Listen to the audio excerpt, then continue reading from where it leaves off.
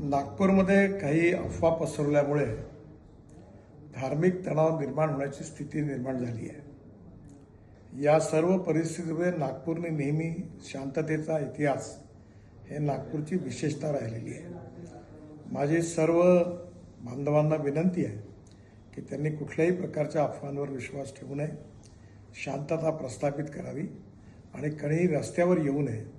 सगळ्यांनी कायदा आणि व्यवस्थेला सहकार्य करावं आणि सलोख्याचं आणि सौहार्दाचं वातावरण ठेवण्याची नागपूरची जी परंपरा आहे त्या परंपरेनुरूप आपला व्यवहार करावा।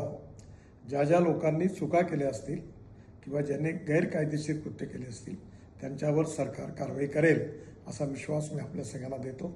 माननीय मुख्यमंत्र्यांनाही या संबंधातली सर्व माहिती मिळालेली आहे, त्यामुळे आपण कुठल्याही अफवांवर विश्वास न ठेवता आपण सगळ्यांनी सहकार्य करावं आणि प्रेमाचं सौहार्दाचं उत्तम वातावरण ठेवण्याकरता मदत करावी, पोलिसांना मदत करावी असं माझी आपल्या सगळ्यांना नम्र विनंती आहे। नमस्कार।